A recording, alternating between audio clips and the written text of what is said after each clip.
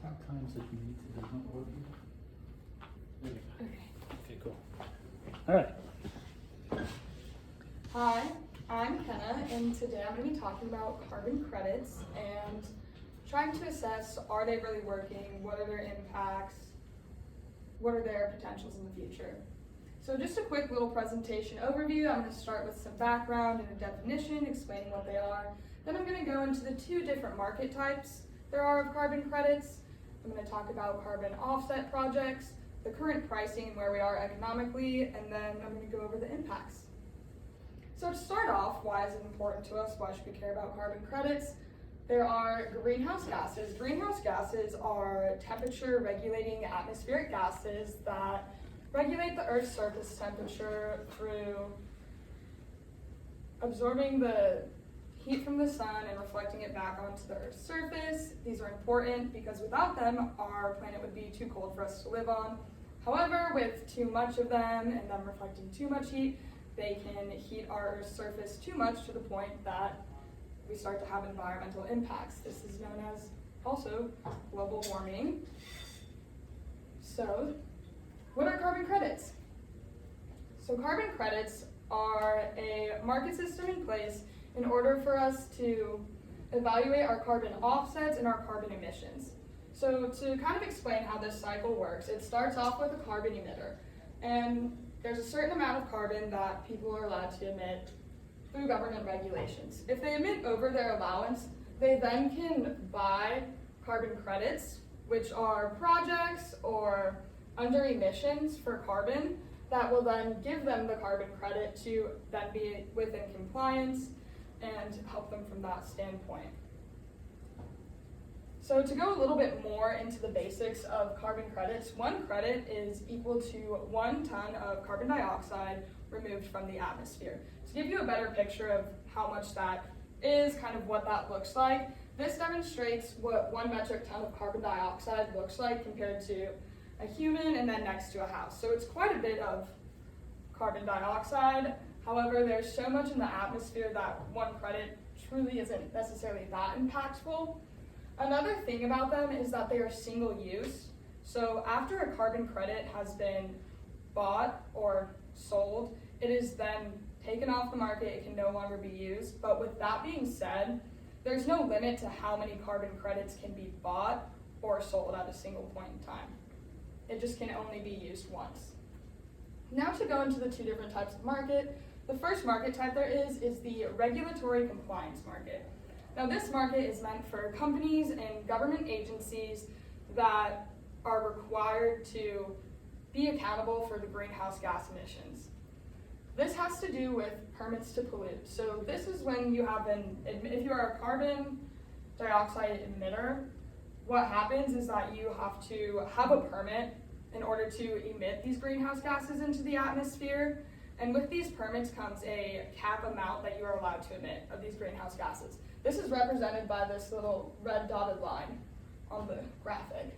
If you emit over those emissions, then you are forced to purchase or pay, which is also known as the polluter pays principle, carbon credits that would then bring you back down to that cap or allocated greenhouse emissions amount. On the other hand, though, if you emit less than the regulated amount, there's also an opportunity to sell that extra emissions as a carbon credit yourself.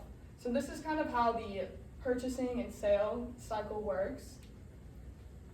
The other market is the voluntary markets. Now, these are markets for companies that are not required to be accountable for their greenhouse gas emissions, but these are companies that maybe feel a sort of social obligation. They want to look good to consumers. They have net zero projects that they want to meet. They have sustainability goals.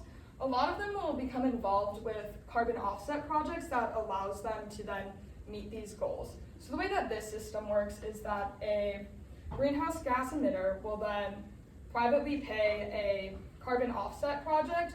Carbon offset projects are responsible for carbon capture, carbon sequestration, and a lot of times these projects don't necessarily have the funding to get off the ground themselves.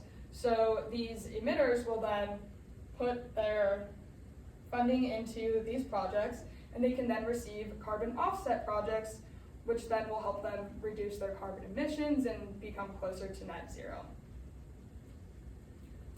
Now to talk about offset projects a little bit.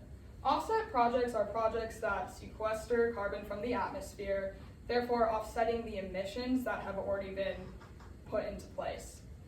The most common type of offset projects are nature-based offset projects. One type of nature-based offset project is afforestation/restoration projects.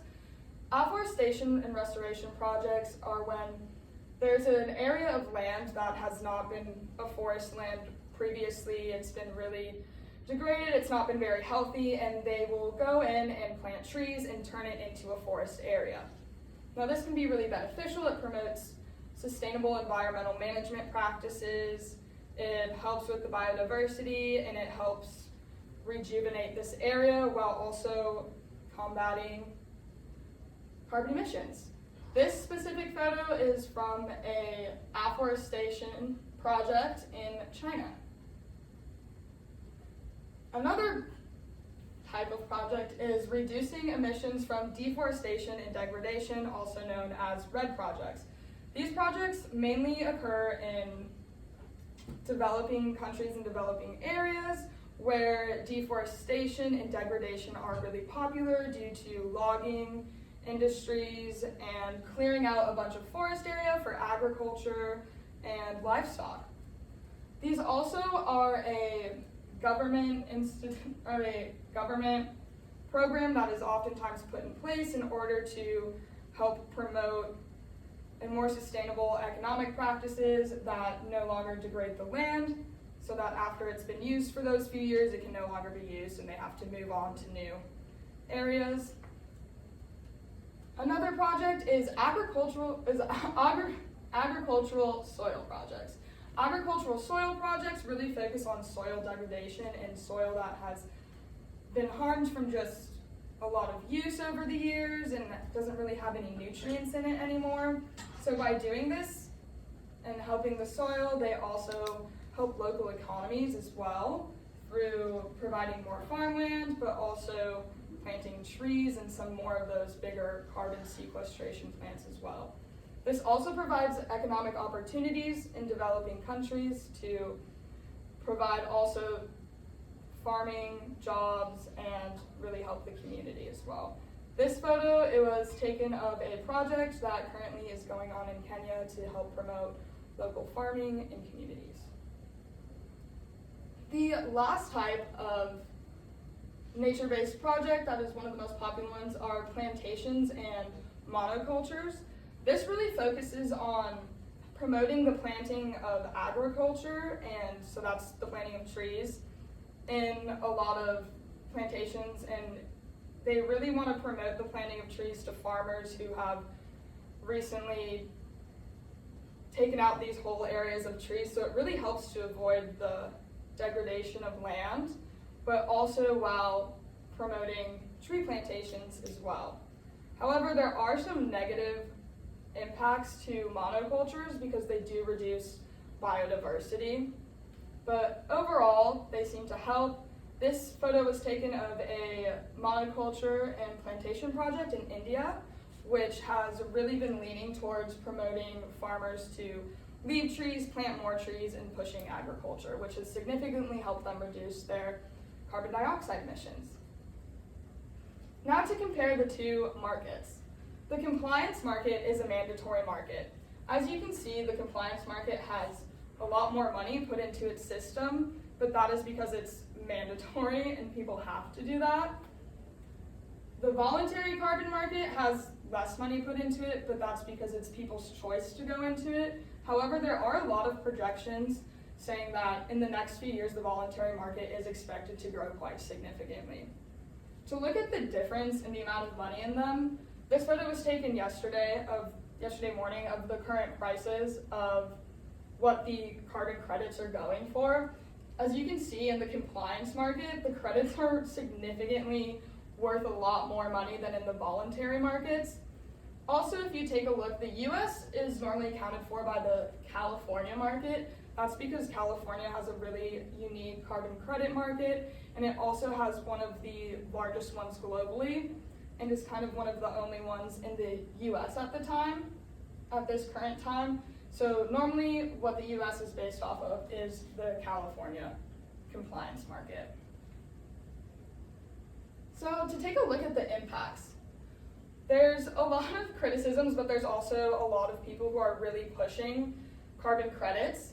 The first one is compensation. A lot of people make this argument that carbon credits are compensation for current emissions rather than focusing on emissions being reduced. So when people over-emit and then they buy carbon credits, they're really compensating for their emissions, and it's argued that instead this isn't truly reducing emissions. It's just a way to buy your way out of it. Another argument against carbon credits and their true impact is that it's really difficult to measure carbon credits and to measure carbon footprints and how much has been emitted, because there's so many different things and different factors that really go into truly evaluating and giving a true value to what a carbon credit is and how it can truly be helping. One of the good things that it does do is it provides project funding to environmental projects that otherwise would not have had the funding to get off the ground, which in turn are helping local communities, promoting sustainability practices, and those projects do have the opportunity to help reduce our carbon emissions. And the last positive it also gives off that a lot of people are arguing for is that it provides financial incentives for companies to reduce their greenhouse gas emissions through new practices and new advancements and new technologies and new innovations, so that they don't have to pay as much anymore when they do over-emit. So, overall, there's no quick fix to carbon emissions. It's definitely going to be slow and over time. The carbon credit industry is simply not just a end-all be-all solution to these, but however, even with its criticisms of is it combating, is it truly not combating, at the end of the day, it's still doing something, which is better than doing nothing at all, and it is pushing us to take further steps and move forward with addressing how we find solutions to our greenhouse gas emissions. Any questions? Thank you.